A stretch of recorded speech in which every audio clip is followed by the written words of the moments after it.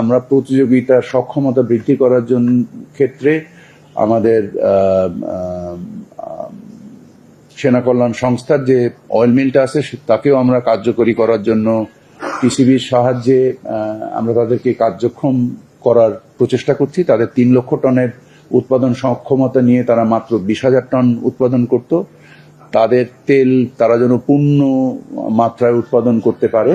এছাড়া আরো দুটো তেল কোম্পানি যেমন গ্লোব অয়েল কোম্পানি তারাও প্রোডাকশনের বাজারে এসছে এবং চিটাগং এর আরেকটা বৃহৎ কোম্পানি নতুন করে আবার বাজারে এসছে।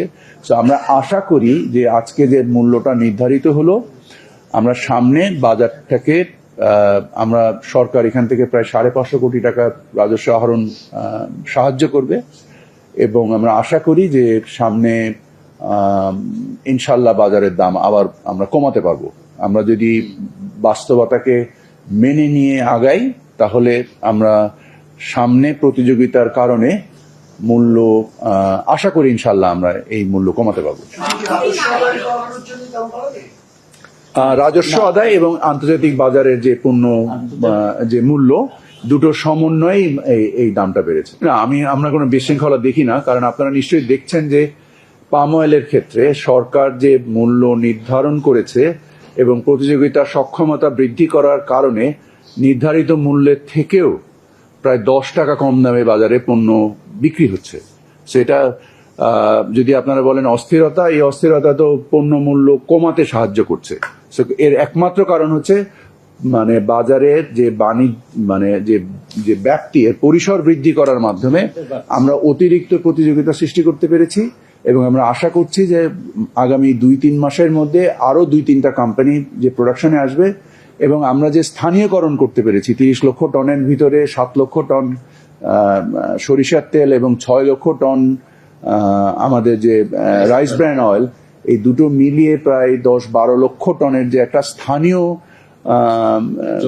যোগান আমরা সৃষ্টি করতে পেরেছি এবং তার ফলে আমাদের ব্যাপক বৈদেশিক মুদ্রায় সাশ্রয় হবে এবং অ্যাট দ্য সেম টাইম আমাদের আভ্যন্তরীণ রাজস্ব বৃদ্ধি পাবে এবং আমাদের বাজারে প্রতিযোগিতার সৃষ্টি হবে।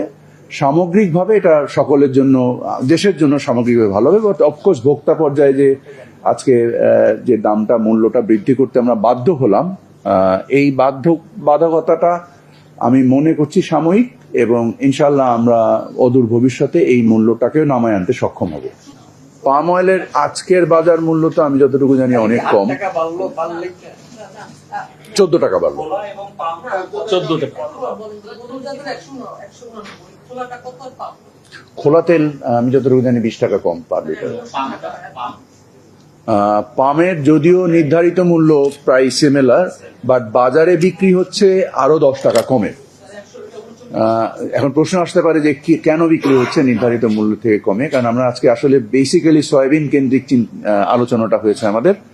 পাম স্পেসিফিক আলোচনা আমি আসলে প্রধান উপদেষ্টার দপ্তরে আজকে একটা বিশেষ জরুরি সভার মধ্যে থাকার কারণে এই সভাতে আমি ব্যক্তিগতভাবে আজকে উপস্থিত থাকতে পারিনি, বাট তারপরেও আমি যে আপডেট নিয়েছি আলোচনার পক্ষে এবং এই আলোচনার সাথে আমি সামগ্রিকভাবেই সংশ্লিষ্ট ছিলাম, রিমোটলি হলেও সংশ্লিষ্ট ছিলাম থেকে পাম অয়েলটা আমার ধারণা বাজারে এখন যেহেতু শীতকাল নেই এবং গরমকালে আমাদের পাম অয়েলের চাহিদা বৃদ্ধি পায়, এর ফলে সয়াবিনের উপরেও চাপ কমবে এবং পাম অয়েলের ব্যবহার বাড়বে এবং পাম অয়েল বাজারে আরো প্রায় 10 থেকে 15 টাকা কম দামে বিক্রি হচ্ছে।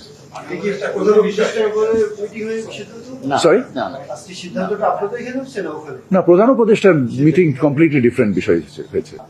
না, ওনারা এটা করতে পারেন না। ওনারা এই প্রেস রিলিজ, না, এটা ইটস এ ডিফল্ট। ওনারা এই কাজটা করতে পারেন না। ওনারা ট্যারিফ কমিশনে অ্যাপ্লাই করবেন এবং এটা যেহেতু মানে এসেনশিয়াল পণ্য হিসেবে নির্দিষ্টকৃত এবং সরকার এই মূল্য নির্দিষ্ট করেন, সো ওনাদের এই কাগজের কোনো বেয়ারিং নাই।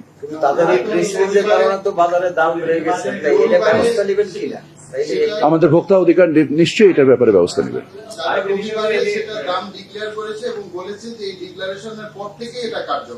দেখুন, আমাদের যে রাজস্ব অব্যাহতিটা চালু ছিল এটা 30 তারিখে, এই মাসের 30 তারিখে, গত মাসের 30 তারিখে শেষ হয়ে গিয়েছে।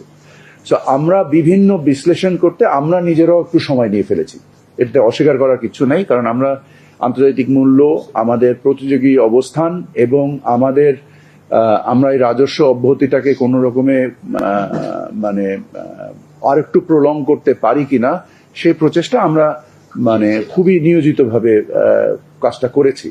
কিন্তু পরবর্তীতে আমরা দেখেছি যে আমাদের এই টাকাটা অব্যাহতি দেওয়াটা এই মুহূর্তে সরকারের জন্য খুবই সংবেদনশীল। এই কারণে আমরা এই মূল্য, এবং আমরা মনে করছি যে যেহেতু আমাদের মূল্যস্ফীতি এখন নিয়ন্ত্রণের মধ্যে আছে, তো আমাদের যে সমন্বিত ব্যয় একটা সংসারের, এই ক্ষেত্রে এই 14 টাকা আমরা যদি দেখি যে একটা সংসারে যদি 5 লিটার তেল লাগে তাহলে 5×14 70 টাকার মূল্য বৃদ্ধি ঘটবে প্রতি মাসে।